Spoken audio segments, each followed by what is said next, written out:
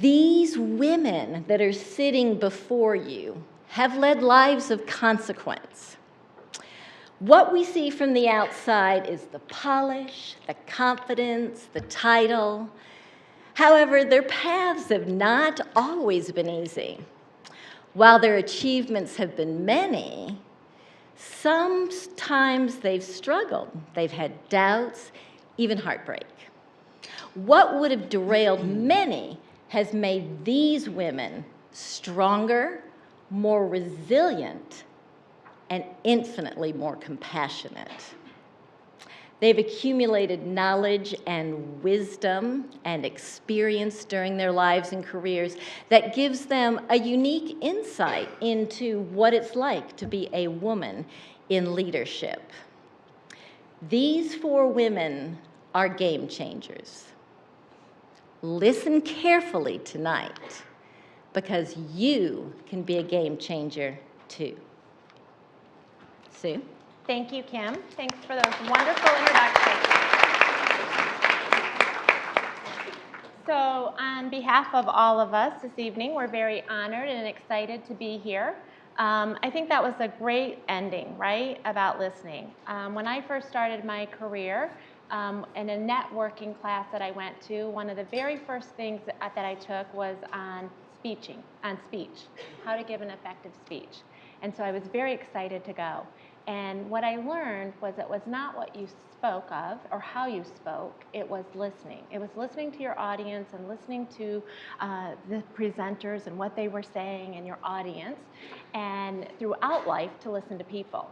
So hopefully you take Kim's advice and what I'm saying to you tonight, and you listen to the wealth of history, right? Not just of our knowledge but and our experience, but of our history, because that has put us to where we've learned, and we've learned through a lot of challenges. I've learned more from my mistakes than anything else, right? I think Always. You probably all can say that. You don't really celebrate your successes. The mistakes make us take pause and say, why did that happen? And you try to build on that and figure it out, both as a mother, a woman, a wife, a business leader, everything. So we have a series of questions we're going to start with.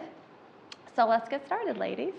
I have to stay away from these two because I have a car sickness. And whenever this one does with Chanel, like whenever she sends that email, she inspires me because I'm in Chanel faster than I'm in the market.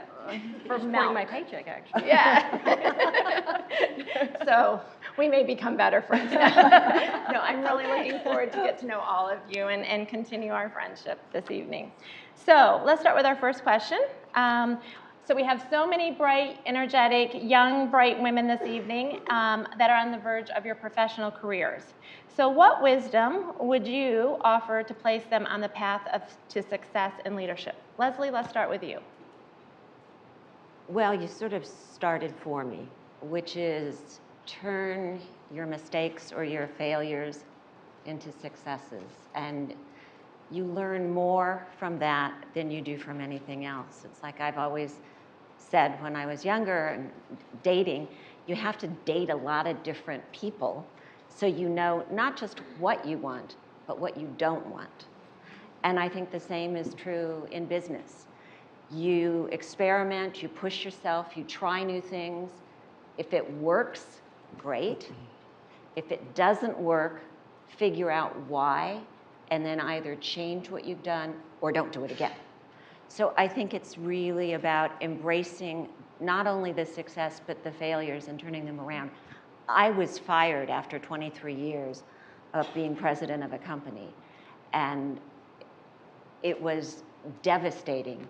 But I will say to you that it's the best thing that ever happened to me. So I encourage all of you to go out and get fired, because you'll be completely motivated and you'll come up with something really incredible. And I think, and one of our professors probably knows, but I think 85% of both male and females that go through a firing become more successful, you know, at a CEO or co-founder level. I wouldn't be because surprised. it inspires them and gets them to fight. So I agree with you on that. Yeah. Karen. I think just to keep building on that is that not only do you learn from your mistakes, but that every day is really a learning experience, and everything you do, it really is. building on your future career or being an entrepreneur, wherever you may go with it.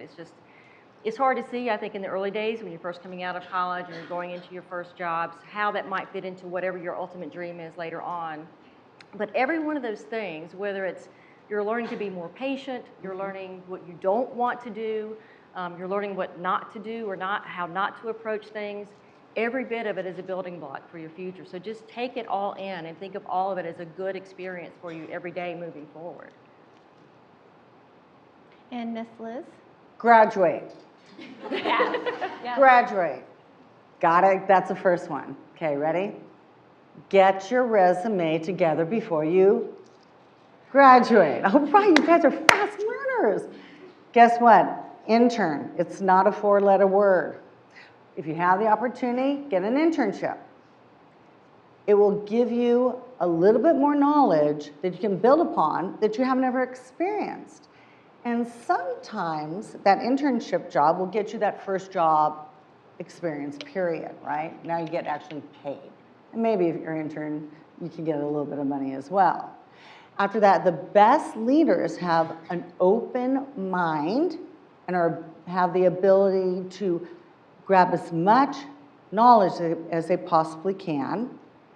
Therefore, their weaknesses, they learn upon and bring into a higher power. So it's really about what you take at that level when you become that intern. You know, really you want to be striving always to be your best, right? Really be your best. And if you ever have the chance, and if you ever buy a Rolls Royce, you'll have that chance to go to the Rolls Royce factory. It's in Goodwood. It's about an hour outside of London. And in there is a saying on the wall. It's been there from day one. And it's a statement by Charles Royce. It says, "Crée de corps," which means strive for perfection in everything you do. So coming out as being almost a graduate, or you're starting your college career, whatever this job is right now for you, suck up as much information as you possibly can and strive for perfection, just like Charles Royce says, crée de corps. Thank you. And I think you would all agree mentors play a significant value to us, right, in helping us develop that next road path. And I think, you know, mentors, you can't just go ask for a mentor. You've got to go seek those mentors. And you can have a lot of different mentors that bring a lot of different meaning to you and experience. So they've been very meaningful in my life, and I would definitely advise you on that.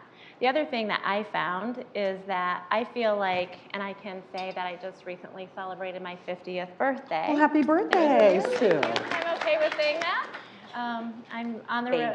Baby. But I think that when I was a woman at 25 or 30 or 35, I didn't know who I was, and I wasn't as confident as I was at 45 or 50, right? So I wish I had as much experience and confidence at 30 as I do at 50, right? And so you guys are great as millennials. You have a lot of tools out there, whether it's emotional intelligence test and so many assessments that you can learn more about yourself. And I would really advise you that if you can seek out those tools and understand more about yourself and how to leverage those to help you seek out those professional careers and leverage them, I think that's a great tool as well. Agreed? Okay, I absolutely. think the confidence part is extremely important. And even as you say, when we were younger, it's hard to have a lot of confidence when you're just starting and you're not sure if you're doing it right or if there's a right way or a wrong way. But I remember somebody telling me that, and they said, if you don't know, fake it. Act like you do. Be confident in your answer. And it's surprising how often you're right, actually. And you feel good about yourself when Yeah, you and do that. become who you know you are, right? Don't continue to be the perception under somebody that your mother, it's easy to be the Right. perception, right? Who's so meaningful in your life, but continue to become who you want to be. So, okay, our next question. So what challenges in the workplace have influenced your approach to leading others? Let's start with you. Oh, this is a good one. Okay. Many challenges, but the challenges really come from within me. The challenges come within me because I strive to be the best I can possibly be, like we just talked about, criticore, but I set my goals. Now, I've had a lot of goals in my life, especially in the automotive world. You know, we're a family-run, 52-year-old company. My sister and I run the company. It's a billion-dollar company. But what's important is that we set goals. And once you reach it, yay, party. Set another goal. That is going to be your challenge. How good am I right now? And then when you hit it, what are you going to do next? Set another goal. We've all have this gift inside us. And you've got to hone in on that gift and be so excellent at that gift that people associate your name with that gift. So when you challenge yourself with the gift and the passion that you want to have in your career, life, to be a purposeful person on society, your goals will constantly change. So your goal, you should only be challenging yourself. Don't look at whatever somebody else is going to be doing, because that person's goal could be totally different than yours, and there's no way you can achieve that goal.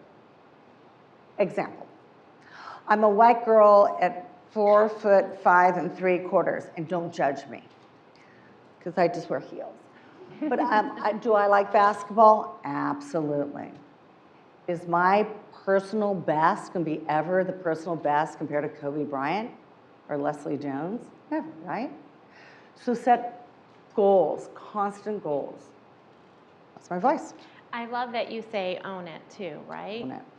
I think that's significant in everything you do. If you're honest and you own it, and I think it relates back to what we were saying earlier. So Kim introduced me, and one of the things I do is I go around and I consolidate and buy independent doctors and help move their businesses into a common platform where they can really focus on their patient care, and we can provide them with all the business tools. And so I just came from I just got off a plane this afternoon where I was talking to folks about the fact that we were going to be buying their business. So really I'm in the merger and acquisition business. And I sat with a young lady last night, and she said, when I heard the news, before I even got to talk to her, before I even got to tell her about the great things that was going to happen, the great opportunity she was going to have, she said, well, my boyfriend quit college when we found out because I thought I was going to lose my job, and so we had to have income, right? So that was owning my responsibility of making sure my team was educating in advance and making sure we were giving her the comfort so that we were making sure her boyfriend was getting back in school today, right? So I think you've always got to own it, and you've got to know how you can improve your leadership skills so that you can be sensitive to what your folks are feeling. So Karen, share with us. And perfect lead into what I was thinking is that for me, the leadership challenges are around the people, not the tasks. I think it always comes back to the people, and if you are the best person you can be, setting the best example you can be, and putting your people first, the rest of it falls into place. I really believe that surround yourself with good people, smart people, energetic people that want to do the work, that believe in what you're doing, but most importantly, look at them. Look them in the eye. Know them. Understand what they're dealing with. If you put them first and make them your priority, the rest falls into place. And I think that's true every day. You know, when you walking, I was thinking about, you walk on campus, you walk by people and you say, good morning, and you don't really look up from your cell phone, you're texting while you're saying good morning. You don't even know who you just said good morning to. But if you take a moment and stop and look that person in the eye and say, good morning, how are you? In their eye, it makes a totally different statement. You've just said good morning to that person, and you made them feel better. They felt that inside, and they're going to walk away remembering that. So I think it's that real touch, that real feeling with people when you're leading them, that then they want to follow you. They want to do things for you when they know that you really care about them. You're really there for them. That's excellent, right? And you said it. So Liz has got you that you're going to all graduate, right? And we know that you're going to come up with the best solution for all of us women to have the best shoes, right? You're going to come up with all the greatest, the most comfortable, right? Find But best cars. you can come up with all the new products, all the best business solutions. That's what you're being educated for. but you can never walk away from the fact that you have to have the people relations. You have to make sure you take care of people, you understand change management, you understand the cultural impact on your business. That's key. Leslie? Well, since we are here to talk about women and young women specifically, which I think is great. However, I think that our concerns as leaders need to go much beyond women. I think diversity in general is extremely important. And though we're talking about women today, I'm going to try to keep my comments to that. I do see a few young men here. It's really interesting because in a study that I read, likability and success are positively looked at for men. For women, it's the complete opposite. And there's no reason for that. None whatsoever. But that's what society has sort of dictated. They, you know, you're the mother figure. And if you're the mother figure, then you can't possibly be smart and powerful and opinionated and strong. And on the other hand, the minute you are smart and opinionated and strong and powerful, they call you a bitch. Thank you for being so frank, right? Yeah, I mean, men, no, great, he's powerful, aggressive, we love that. But the minute a woman responds in a similar way. Or you could go to the side of being emotional, right? Right. Well, that goes to the mother thing. But, you know, I believe that my entire way of handling myself and my staff really changed once I had a child. And it does affect your outlook on everything.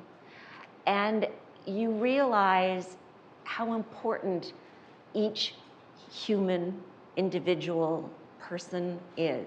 And each person is somebody else's child. And if you feel that way about your own, then you've got to feel that way about other people's too. So I think empathy and those strong qualities that women have better than men, I think they're positives, even though, you know, there's a lot of people that would disagree with it. Don't let them talk you out of it. So I love all your answers on this question. And to play off from that too, you know, I think that we should, and I don't mean to exclude any males in this audience today, but help support each other, right? Tell each other that you look fabulous. You know, you fixed my necklace before we came out, right? Help give a vote of confidence when you're going for an interview. Say go for it. Help practice interviewing skills, right? We are each other's best friends. We should all want everybody to succeed. So I think it's, you know, we shouldn't be destructive towards each other or catty towards each other. We should be each other's best support system. So, did you have something else you're going to add? You know, I was just going to add about the challenges that we have, and as I said, it was from within, you know, because I'm always challenging myself more than anything. I seriously think I'm a woman, a man with boobs, so it's a different whole thing. I do think that there is a challenge that we have that we are so engaged with our iPhones or our cellular devices. And I really, if anything I say today, which will be a lot, but when I really want you to take this away, be so passionate about what you do and so profoundly engaged in it that you forget to check your iPhones, you guys. So the challenge is for us, the four ladies up here on the stage, is really trying to engage the millennials to get off their phone. Because a handshake to handshake and eyeball to eyeball sells more. Wholeheartedly agree, even though I'm the one up here pushing technology. Oh, yeah, us too, us too. There's a time and a place for right, everything. Time and place for everything. Right. No, I think Not that's the dinner a table. very, Yeah. very good point. Just And I be- think as you go on to your professional careers, you should use that even in business meetings, right? Absolutely. When you're interviewing somebody, when you're going into an important meeting, you want to think about where that technology is because it sends a message to the person you're interviewing, to the person you're in the meeting with. You're telling them how important or how not important they are. So that's important. Don't let technology take over our worlds. So, okay, moving on to the next question.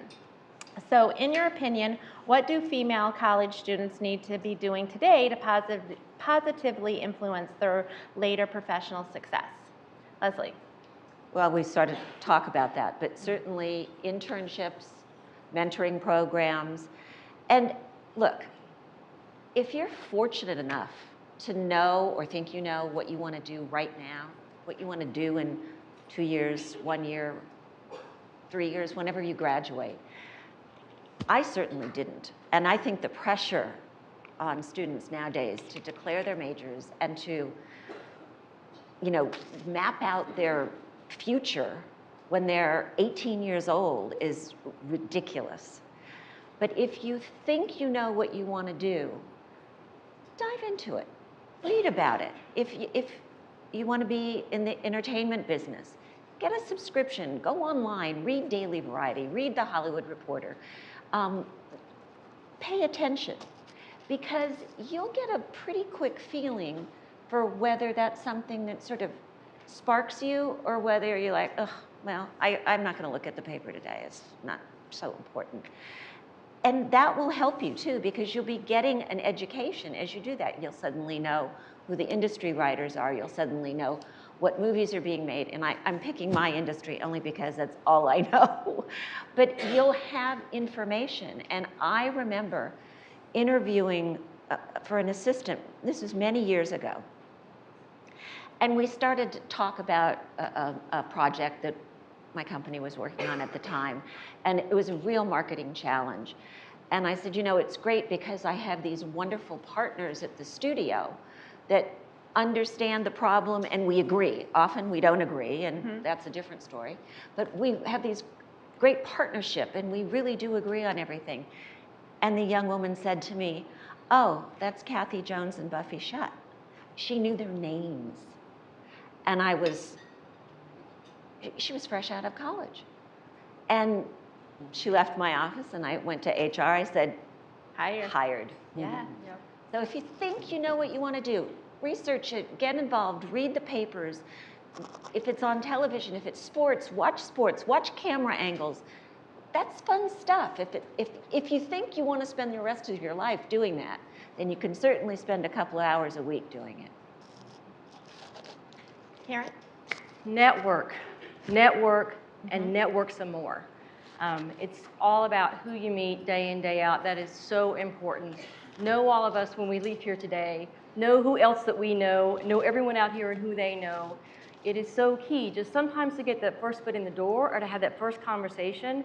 Your skills may be amazing. Your resume may be amazing, but there's 500 other people with just as amazing a resume sitting there in front of them. How do you make a difference? And sometimes it's the littlest things. And I'll tell you a story. A girl I know who was a college student lacrosse player recently, it's a true story, her coach was not her best friend. They always had a little bit of a tiff between them, but she was a good lacrosse player. They had a great team. She was a senior. There was an incoming freshman who also had some issues with the coach. She kind of befriended her. She said, I don't know why the coach doesn't like me. She doesn't play me much. I'm trying really hard. She said, just be the best you can be. Be the best player you can be. She sort of took her under her wing. They became friends. These two girls, the younger one took the older one home with her over Thanksgiving break. The senior, the father said, so, you're about to graduate from college. What are you going to do? She said, I have no idea. I'm going to look for a job. He said, okay, I'm going to make some phone calls. The dad happened to be an executive at Mars in New York. The next week, the girl got a job. She didn't get a job on her resume. She got a job because he knew this is a great person. This person took an interest in my daughter, took care of her, befriended her, spent time with her. I want this person on my team. So every moment, when I say is be who you are every moment is networking. It's not just the experience, the business stuff. It's also the personal stuff, what you're doing day in, day out personally. Yeah, I wholeheartedly agree, Karen. Again, life story. Isabella was 2 years old, and we have a ginormous infinity pool in our palatial home, and Bella didn't know how to swim. So I took her down to our local YMCA, and with a big bow in her hair, and she comes out there, and the instructor just goes, "Oh, Isabella, you're so cute," and she just decided that she was going to be the lucky one because she was a cute little girl in the group of kids that were swimming. Well, that girl became our babysitter down the line from Isabella, her elder brother. And she came up to me one day and said, I would like to get a job at Rusnak. I'd like to work at, the Audi and Porsche store. I said, you got to graduate. When you graduate, send me, an announcement. Sure enough, 5 years later, she was a junior. She was like in 7th grade when she wanted to get a job. She sends me an announcement. She sends me then a week later a dozen roses. I would like to have an interview. Christy Brewer Rutherford, who is now married with 2 children. She just married our top tech in Rolls-Royce and Bentley and Maserati, who he pulls down $350,000 a year. Christy is our lead BDG person at corporate, and she pulls down $250,000 just because she was a little different. Networking. Look at your parents, look at their friends, look at your high school friends' parents. That gets you in the door. Your integrity and your knowledge will keep you in that business. Your integrity and your knowledge will keep you there. Totally agree. Yep, so I'm going to recap what we've said, okay? I think I've got it all. Correct me and add. So we're going to network, right? We're going to continue to network, and you want to continue doing that throughout your whole life. That's just going to be a key. You never know, and I would always say on that, always leave every situation in a win-win situation too. You never know when you're going to be with a company that's going to merge into another company, or somebody that you've reported to is now going to be someplace else. Expose yourself to as many opportunities as you possibly can. Get engaged and involved in everything, communities, boards, work groups and committees in your life. Think about what you want your brand to be. Start setting that now, because that's going to help you, and you're going to continue to develop as you go forward. And then continuously self-improve and develop yourself. And then listen, right? Yep. Okay, so our next question is about who inspires you. And so for me, going from one location, opening up our doors in 2001, right after 9/11 had happened, I had invested really all my life savings and all my work into it. It was a really scary time for me, and seeing it grow today to over 330 offices almost, and I have over 3,000 employees and 500 doctors. My employees, my team, really is the people that inspire me every day. They, every day they have a passion for our brand. They have a passion for helping our patients see better. They continually write me their stories and their letters. They want to do more. They want to be on committees. They want to help our brand. They want to reach more people. So for me, that's who inspires me. But I'd love to start with you, Liz, and see who inspires you. Next. Too many to count, doesn't matter. Go. No. You got to have some. Starts with your mother, your father, your brother, your sister, your aunt, your uncle, your priest, your nun, your high school student. I can't. I couldn't. That'd be cheating. I can't. Next. You know what? It's no pressure. No pressure. No pressure. Go ahead. I agree with definitely the team around me. I'm the same thing. I'm a technologist working in a luxury brand, right? So I'm sort of the opposite end of the spectrum of most of the company. But we are such a brand that protects the legend of the brand and the heritage of the brand, and that's good to come to work for every day. That, we revere Coco Chanel every day and everything she did, and the innovative woman that she was. That's fun. That's amazing. And that lives and breathes in my company every day, which is a lot of fun. But when I think about an individual, I'm going to go all the way back to you guys, because it's something I've never forgotten. It stays very strong with me. When I was in college, I had a work-study job. It was part of my financial aid package that I had. And I was with the University of Georgia, Bulldog. And they have a veterinary teaching school there. So my work-study job was in the veterinary teaching school. Now, of course, I saw that and thought I was going to be scooping horse poop every day or something. So I was not thrilled about walking into this job. But actually, they had received a grant to do a drug study. So they were studying the adverse reactions of some drugs, something I knew absolutely nothing about. So basically, I was there to fill out little forms about these reactions to the drugs. And my boss, Virginia Lassiter, is a woman I have never forgotten because, as I said earlier, she knew me. She looked at me, She learned who I was, and she was this way with everyone.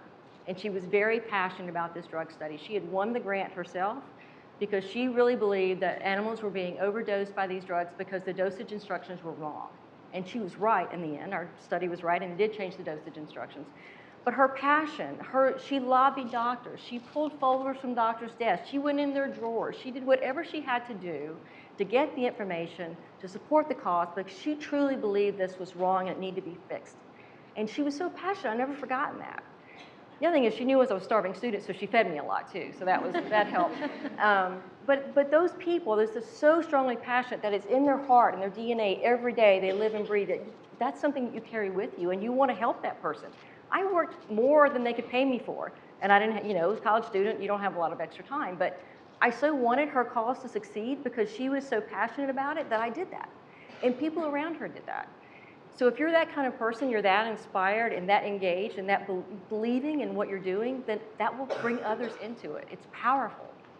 And Karen, not to put you on the spot, but I think one of the reasons I connect to Chanel, you know, as a consumer is because of Coco's story, right? Yep. So could you just give us a little summary of that too? That's very inspirational. Absolutely. Talk about inspiration. So Coco Chanel was dropped off at an orphanage at a very young age. So she learned to sew as part of her work at the orphanage.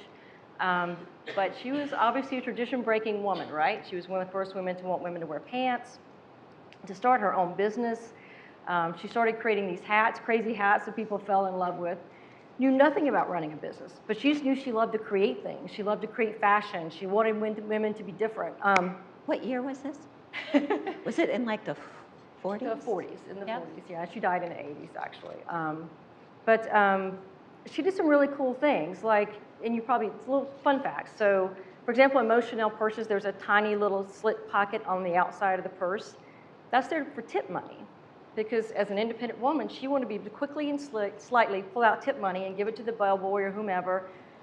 Most women weren't thinking about that because the man with them, of course, is going to tip the person. She's like, I need to pull out a tip. I'm me. I'm on my own. I'm doing this. So she made a special little pocket in the handbags so you could slightly pull out the tip without being, digging through your handbag and looking for some tip money.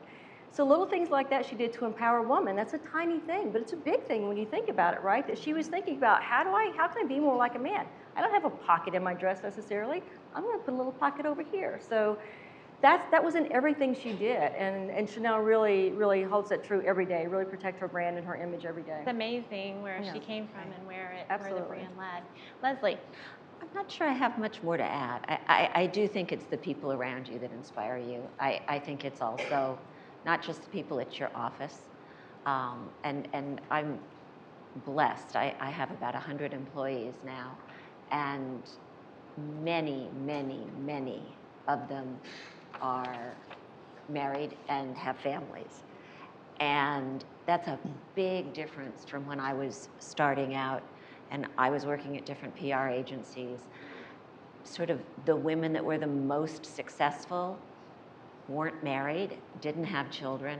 So I sort of take great pride in that, because we actually turned one of our spare offices into like a day room. So, moms who come to work 3 months after their child is born, they can have the baby and the nanny there with them if they want or not. I mean, there's no right or wrong to that. And it was an option, but I'm inspired by that, because I think that kind of work-life balance is really what I think makes us all better people. And I'm inspired by my husband and my children. Oh, you're not that. So Well, that was No, they're great people. So I'm really excited about the next question. We're going to have Liz go last, though, because that's going to play up to my excitement. And that's about what book or books have you recently read that have impacted your leadership philosophy? For me, I'm not going to go into my books. I recently hired another level of my team, a chief suite, because of how fast my organization was growing.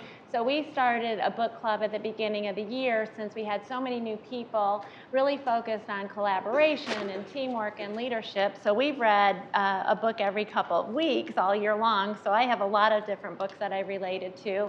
And I'll share in a few minutes some personal moments.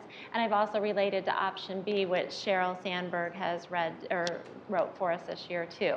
So we're going to start, because of my excitement for the answer on Liz, we're going to start with you and make her go last. Write your own book, Liz? Wow. We cannot, Okay. not entice her, okay? Okay. Stir that part. Great. Leslie, I'll stir buy that it. I'll buy it. Well, the book that I was a very hard question for me. Because I think you get inspiration from Edith Wharton novels. And originally I was going to try to find something really sort of surprising. And then I decided that one of the best, if not the best, biography or autobiography I've ever read, it's a page turner at 786 pages, is Katharine Graham's autobiography. And, ooh, I just got chills even just saying her name. I mean, we probably all know that she was the publisher of the Washington Post. She came from a family of great privilege back in the 1920s and 30s. They had houses all over the world. They had servants. She, in her book, says to this day, which she's now passed away, but to the day she died, she'd never in her life ironed anything. So she came from a family of great privilege, but she also was growing up during a time when women didn't work. Women often didn't go to college. And she, because of her great wealth, she had some of those opportunities. She did go to Vassar. She then transferred to Stanford, I believe. She was in San Francisco. And she made a network of friends that, of course, would all go on to become hugely successful Supreme Justices, you know, all of it, just amazing how smart people find smart people. And she was put down by her mother, and she was not appreciated intellectually by her father. And she married a man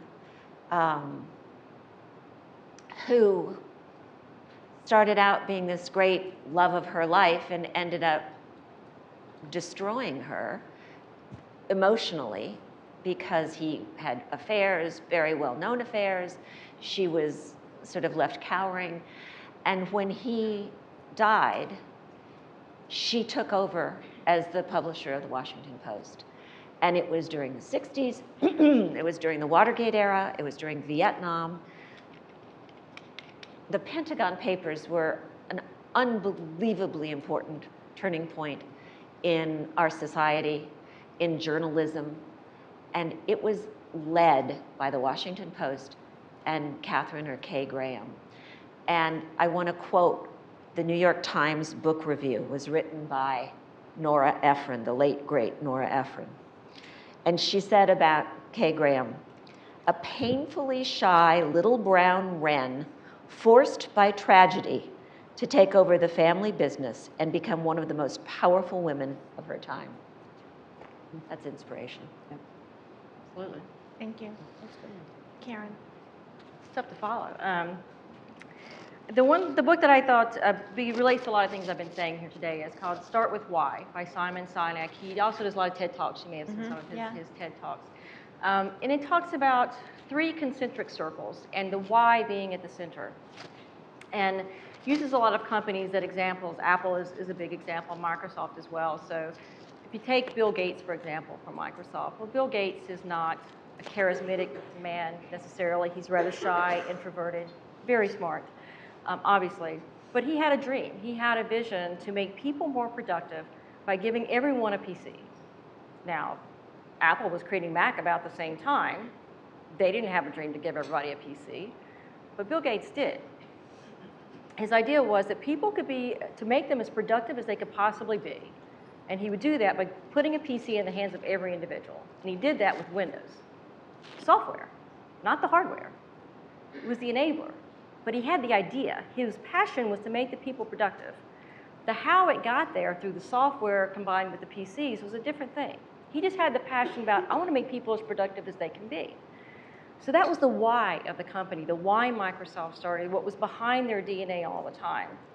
And some people, like Bill Gates, are those why people. He's still a why person today, right? Now he's left Microsoft. He's off with the Gates Foundation trying to make other amazing things happen around the globe, trying to save people in third world countries and turn things around for other people in different ways. He's still that same person. That is who he is inherently. He wasn't pretending to be something or just trying to make money. That was a side effect of who he was. But it takes all kinds of people. So in a company like Microsoft, Bill Gates was the why man. But you need how and what people also. Somebody has to know how to take this passion, this idea, and what do we do now? How do we make this a business? How do we build it into a successful business that's profitable, that's out there, that's known, that's used by people? And what do? We have to mass produce this software. It has to be bug-free. We have to make it usable by people. We have to be able to support it. Those are the whats. Those are all the things that have to do to make you successful. But the Bill Gates, that passion, the why behind it is always at the center. And the book goes on to talk about, if you look into most great leaders, they have that why, that passion, that people person centric about them. Walmart was also a great example in the book, because Sam Walton wanted to create a store for every man. He was the everyman's person. He was a very down-to-earth guy. Even when he was totally rich from Walmart, he didn't live that way. He drove his pickup truck, had his dogs in the back, dressed like anybody on the street. You wouldn't know he was a rich man, because he was a people person, and that's what he built Walmart for. He wanted a store for everybody to enable them to go in at a reasonable price to get whatever they needed, their store. He came into work on Saturdays because his employees had to work on Saturday weekends, so he came into work on weekends. That's who he was. Since he passed away, business is transferred to the family. You've probably read a lot of things in the paper about what's been happening to Walmart, right? They're still a big store out there. They're very powerful, very huge, but they lost their why. Unfortunately, their why passed away. So now they're getting sued for, employment rights, civil suits, and, not paying people minimum wage and asking them to work more hours a week than labor laws allow, because they're trying to be more profitable. That's not what Sam Walton was trying to do. So the same company has shifted its why. It's lost its why. It's now on a different path. And they may come back on its original path. But the whole book talks about how that one person held that company on track because he was there, he was present, he was powerful. It's who he was. People wanted to be that for him. That one person leaving made all the difference in the world. So I think it's a lot about that passion, that power that people carry with them, that people want to follow, that they want to do good things for. Leslie? I just want to anecdotally say that the book question came up. And so the first thing I told these women earlier today, the first thing I did is I thought, I don't even know what I've read. How, someone help me, remind me of all the books. So I went to Google and I Googled female empowerment books. The first two titles that came up, the first one was Attracting Male Attention, Score, Mr. Right. Oh my gosh. The second one was How to Become Universally Attractive to Men. If You must can read any of believe those it. Wow, that's on top of my Yeah, list. I was going to Wow. say. How many of you have read those? Really sad. Oh, Sad. Sorry, I just had to it's a squeeze that in. nightstand. Yeah, no. That's a nightstand read for sure. Thank you for sharing that. That's very interesting, right? Amazing. So my excitement came because we shared ahead of time what our favorite books were, and one of us chose not to participate in sharing because she was going to share it with I all was of us going live. to tell. Right. just So wasn't. I've been sitting on the edge of my seat so that Well- we could find out tonight. You know, the story that I absolutely love, it's a really great story. So everybody come in closer. Come in closer. So this story is about, a really poor man. So poor. His single mother, this boy was born, no electricity, literally like a barn kind of thing. He, during his birth, no one was there to help the mother. They were poor. There was no car in his future. There was no Maserati for sure in his future. So, this guy is, like I said, dirt poor and, doesn't have an education. And when he was born, like 2 people actually came to help the mother. So really, I mean, poor. And so because he wasn't educated, he had to learn a craft. So he, started to work with wood, tables, maybe could have been on, HD TV now with Fixer Upper or something. But I mean, so he started making wood products. And just, like I said, poor. And he had maybe 2 handfuls of friends at the max ever, maybe a dozen. And now, so successful. He has 3.3 billion followers. 3.3 billion followers. What's this book? Kim? You've got it. You win. So here, you get a Laker thing. Okay. Now the Bible is a little long, and it's probably not a nightstand read, and you probably wouldn't. You probably need a couple years to read it. So my second most favorite contemporary book is called 11 Rings, Soul of Success by Phil Jackson. As you know, Phil Jackson was the coach for Chicago Bulls, and of course our Los Angeles Lakers, who are very much friends of our company. And he really has these egotistical, showboat players that have personalities bigger than life. And how did he become to win 11 NBA championships? By leadership. He quotes, the grit of the book is that, basically that he listened for the unheard sounds. He watched things that weren't there. Of course, we all know he was a Zen master, right? Brought holistic approaches into the team practice and yoga, and something very unique. But what he really did is that he gave every single player on the team a responsibility so that they work together. Because if one person showboated, if Kobe decided showboating, the team fell apart. Because another team, let's say, the Bulls came in, they're going to, corral Kobe, so he's not going to get his shots, right? So what Phil Jackson did, and when you read the story, which is so fantastic, and there's a little bit of a love interest with Jeannie Buss, who went to USC with me. So there's a little bit of love and a little bit of sexuality in there in LA people. But what he really talks about is giving the people the power to be part of the group to solve their own problems. So if that player had an issue, the whole team came together to solve that issue, instead of looking on the sidelines and seeing Coach Phil Jackson. It's a great read, male or female, 11 Rings, Soul of Success by Phil Jackson. And if you have time, read the Bible. It's fun. It's a great read. Thank you. Okay, next question. So what charities, causes enrich your personal and professionally? Start with you.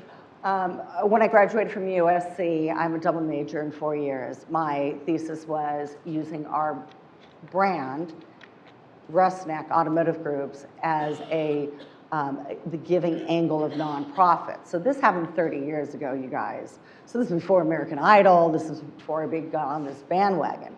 So when a nonprofit was having an event or a gala, or we're going on a TV show or whatever it may have been, we were branded with that nonprofit. We used our marketing dollars for the nonprofit.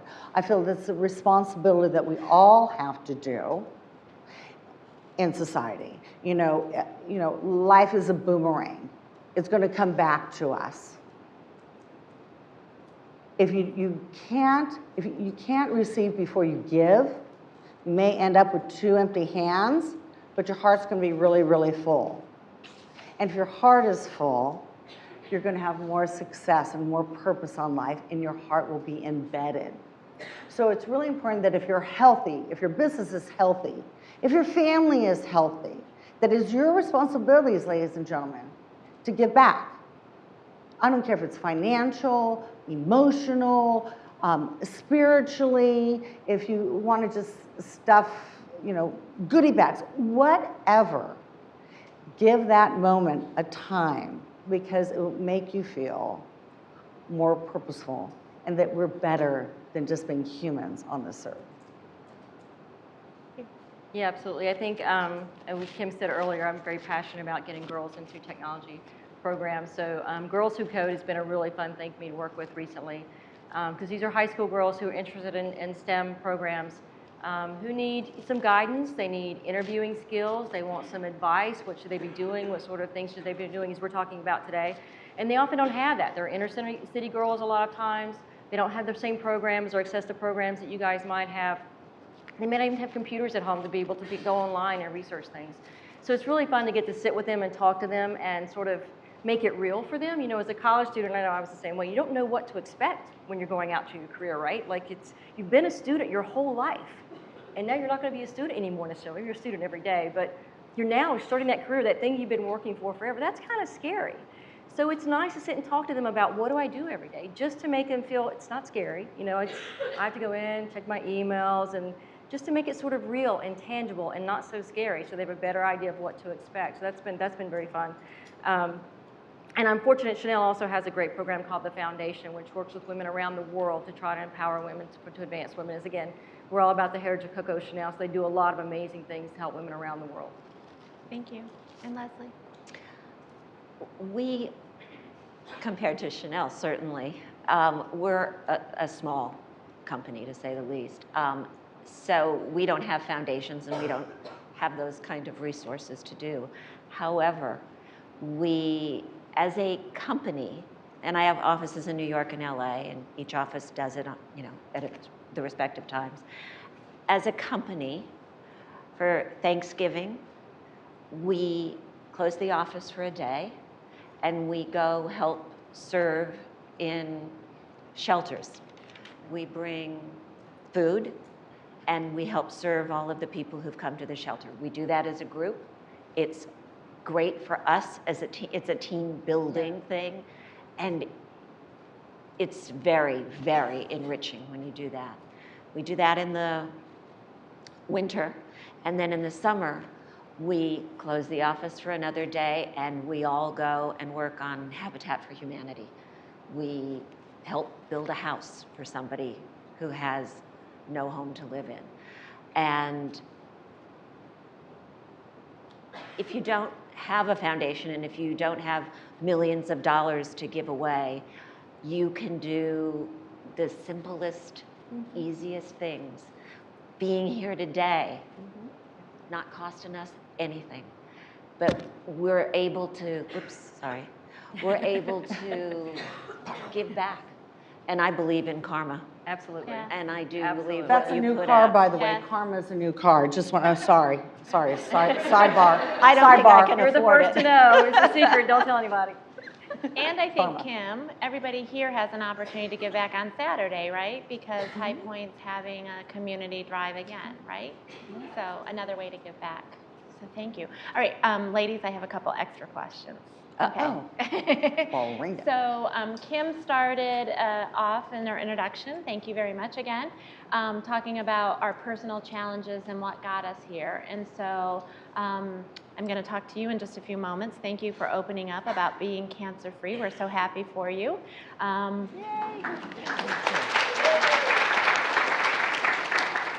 I think all of you, we wish you all health and happiness throughout your whole life, but you are going to go through personal challenges. For me, I started my eye doctor again 16 years ago.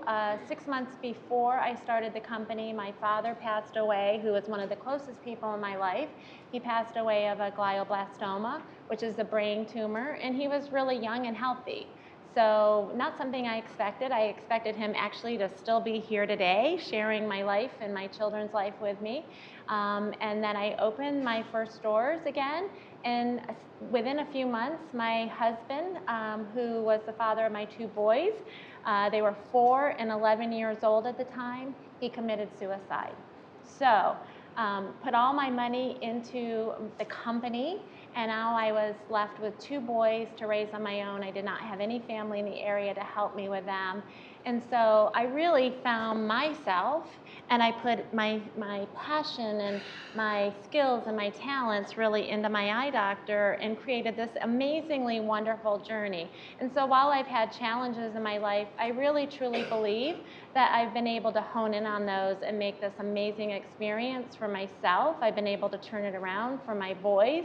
I think I've been able to provide the ability for a lot of people in this country to be able to see better and provide great opportunities for my employees and my doctors to have a much better life, both professionally, financially, and every aspect of it. And I've learned a lot about myself, right? One of the things I learned is that one of the things that was holding me back from growing professionally is just fear, and even personally. I was always afraid. I was always making decisions because I was always afraid of, well, what happens if I do change a job? What happens if I try for that interview and I don't get it, right? And so once things happened to me, there was no more fear, because what was the worst that was going to happen? Everything that could happen already did happen, right? And so I removed fear from my life, and it drastically changed my life. So, I think if we, sorry to put you ladies on the spot, and if you have a story, great. If you don't want to share, I don't mean to put you on the spot, but you have a story and you opened up to me. So maybe you can share with us how, and again, we're so happy for you being Thank you. healthy, but maybe you can share how getting through this has helped you grow. Well, I'm a national athlete. I used to water ski for the U.S., skiing from Long Beach to Catalina, going 100 miles an hour on a water ski. That was my fun sport. And so I'm balls to the walls all the time. That's just the way our family is. And, there's only one direction. It's go and go fast. And we have cars to prove it. We don't have horses. We just have a hell of a lot of horsepower. So, And so does she, So as do we I. can all tell. type A personality, and there goes a squirrel. No. So, thank you, Pam. Appreciate that. So, really, I love my doctors. I know my body very well. I'm as my daughter can attend to, that I work out a lot, and so does all my family. Remember, my husband, my son, and of course Isabella. And so last year, about 14 months ago, my body felt different. My body just felt different. I didn't have my six-pack was kind of looking weird, but the scale was the same. Well, I had my annual exam, and doctor's like, oh, you're fine, go get off the table, go away. But she's a really good friend. So we sat and we gossiped for a half hour. And in that gossiping, which I swear I'm going to be in purgatory forever. I am going to be in purgatory forever. But we were gossiping, and I go on that. I have like this little tiny belly about this big. And she goes, for God's sakes, Liz, you're 121 pounds for the last 5 years, and you're a ball of muscle. I go, I feel fat. Can I check you again?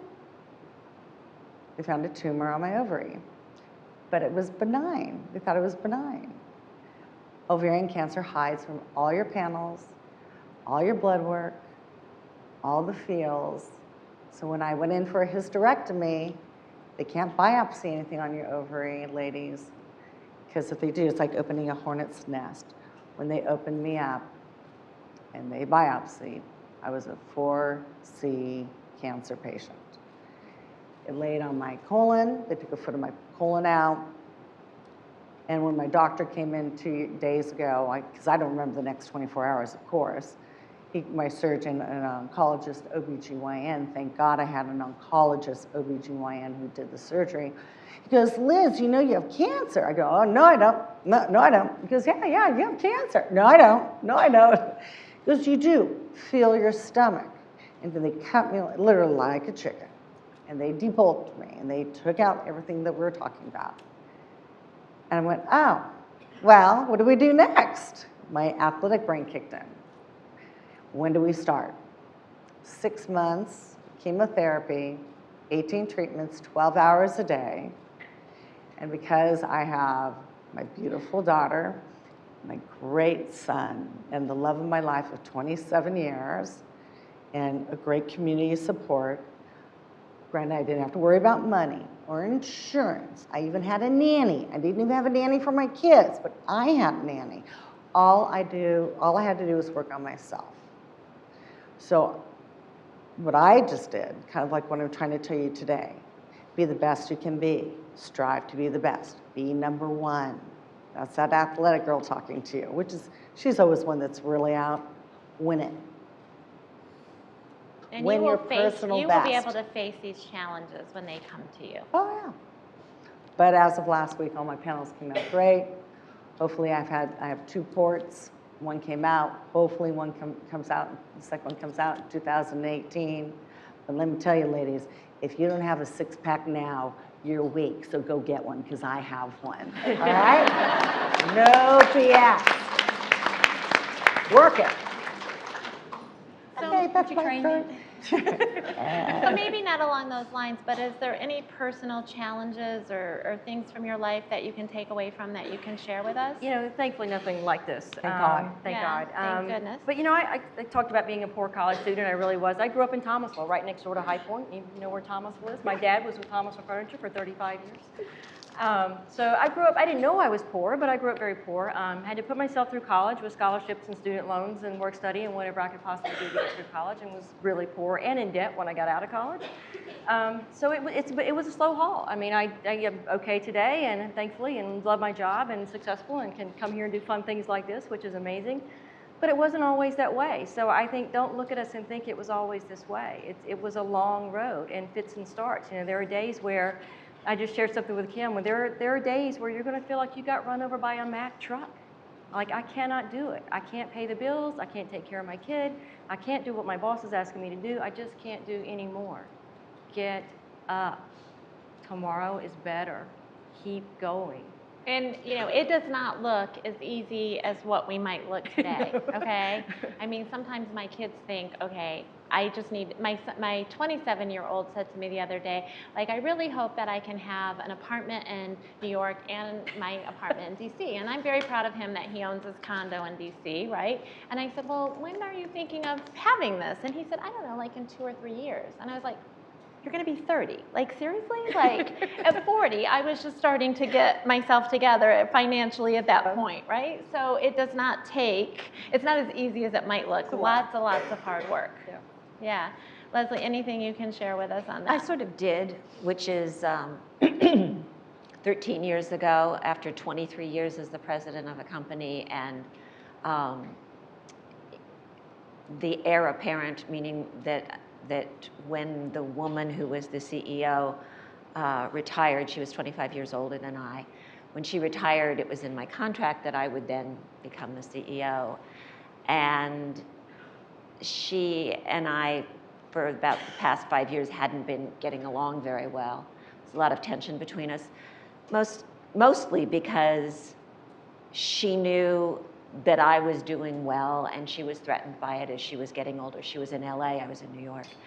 So when she came into New York and asked if, you know, we could have a meeting Thursday at 11, I said, fine.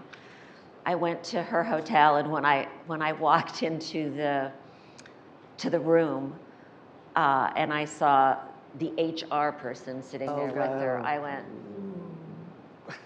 I know what's going to happen, you know. I just like, and she said, we've decided not to renew your contract. That's how she put it. I was like, okay. And there was this moment of terror, like, oh my God, what am I going to do?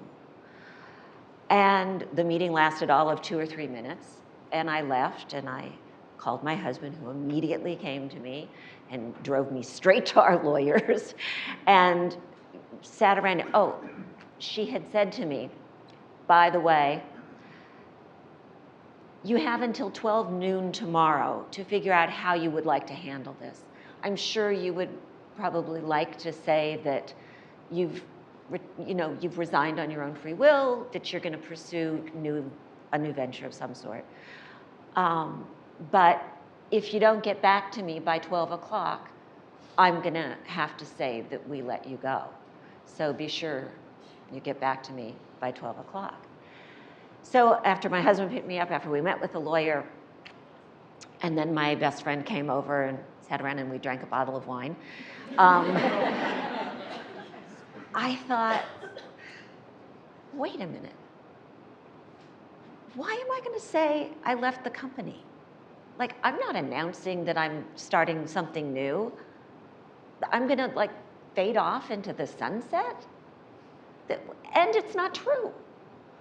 Why shouldn't I tell the truth? Mm-hmm. And everyone was like, you're a PR person. Like, think about this. Are you sure? Are you really sure you want to say you were fired? I said, yeah. I want to say I was fired. And when I called the woman up and said, I would like to say that I was fired, I would like to be the one to tell my own staff. I will go in at 12 noon and tell my staff in New York, and I'll do a conference call with the LA. Skype didn't exist then. Well, maybe it did. Maybe it did. I don't know. I didn't know from Skype. I barely know about it now. So she was stunned. She couldn't believe it. And she did allow me to go tell my staff myself. And of course, the news spread. And the next thing I had to do was I had to call all of my clients. And I had 23 years worth of clients. Oh my goodness. And it was in November, which is the fall is the busiest time of the year. It's as we lead into the Academy Awards. I cannot begin to tell you, I was in the middle of 4 Academy campaigns and countless actors and actresses. It was just mind-boggling. So I had to call them and say, I'm sorry, but I was fired today or yesterday, and I don't really know what I'm going to do.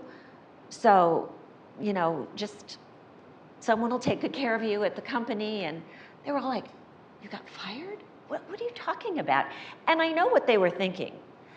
They thought, well, there must be something, you know, something must have happened. She must have been embezzling. She must have been, you know, substance abuse. Like there must have been some problem. And within a couple of days, it became a real media story.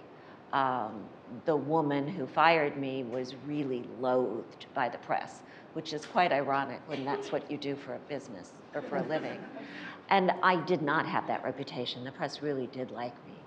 And it was everywhere, from the New York Times to Newsweek to New York Magazine. Like, it put me on the map in such an unbelievable way because I told the truth. It's amazing how you handled that, and you made the truth even come out more to surface, and right? when, Versus a different by way the, that you by could the have end of handled 3 that. weeks, I had decided that I would open up my own agency, and every single solitary client came with me within the first month. That's awesome. And that was 13 years ago, 100 people later. And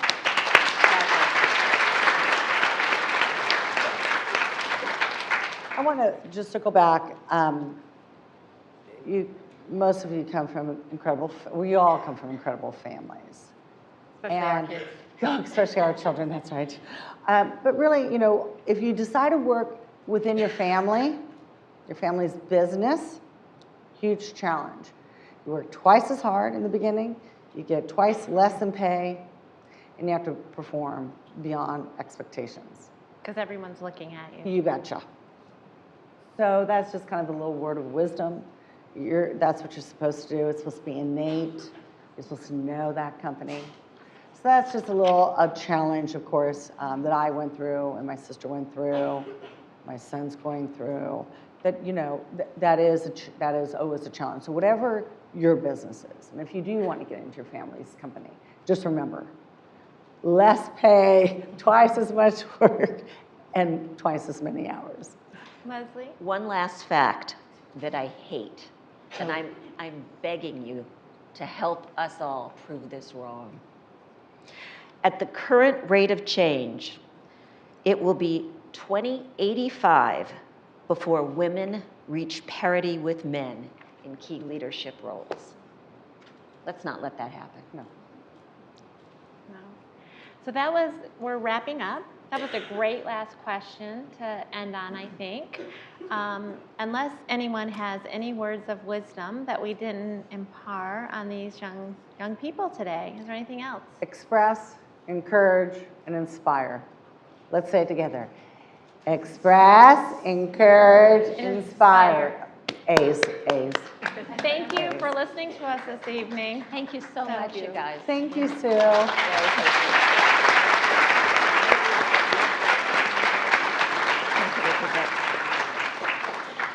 Just a quick moment. I just once again want to thank you all so much. So inspiring. And your stories and the depths of your stories are so rich. And I know we've all found great inspiration and encouragement. And I really encourage you all to talk about this, to make it something on campus, to bring the issues that these ladies have brought before you. Talk about them in class, talk about them in your dorm rooms, talk about them with your success coaches and your advisors, and really move towards change. Because as I said before, these women are game changers, but you too can be a game changer. It's all in your attitude and in your decision making. Where are you going? No. Focus and go after it, men and women. David? Thank you so much to our panelists as they go to the next event, which some of you are pre-registered for. Let me just conclude with Thank one. you, High Point. Thank you, guys. Everybody, bye. Allow me to conclude with a quick story of a woman that has, I love her energy.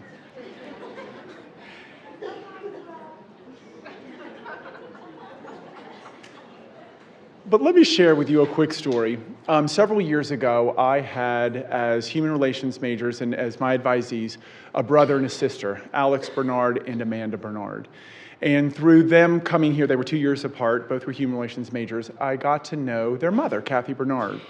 And she is this phenomenally successful real estate developer and in the DC area, and became very close with the university, and I got to know her very, very well, and we are now very good friends. And we talk about this empowerment and this passion and this why. I love that question, why. And some of you in my leadership class certainly have talked about that together. And so after both of her children graduated, Kathy said, I want to give back. And she had been very generous to the university, and she said, I want to do something for human relations, which of course I want to hear as human relations professor. And so she was very generous and endowed a gift that is the Bernard Family Human Relations Leadership Initiative. Yes, it needs a better name. And it really is about leadership. And her gift now for far into the future really is her generosity of giving back and of supporting events like this. There's a number of you in here who are actually going to a leadership conference with me in a couple weeks, full scholarships down to Orlando. We have speakers in the spring, and this is going to be something we're going to do every year. And so this is our biggest event. Unfortunately, Kathy was not able to be here with us today, which is a big disappointment. I took some pictures and texted them to her during the meeting. And so I just want to give a shout out to Kathy Bernard and her kids, Alex and Amanda, just for their generosity and their gift that really will keep on going and giving back. And Kathy is a single mother who has been phenomenally successful, self-made, and has given many, which we kind of call planting seeds. High Point is one of those that just has grown and impacts all of us, even after her children aren't here, and I really wanted to thank her for that. So thank you for being here tonight, and I just love the personalities that were with us tonight, and really appreciate everybody coming. Thank you so much.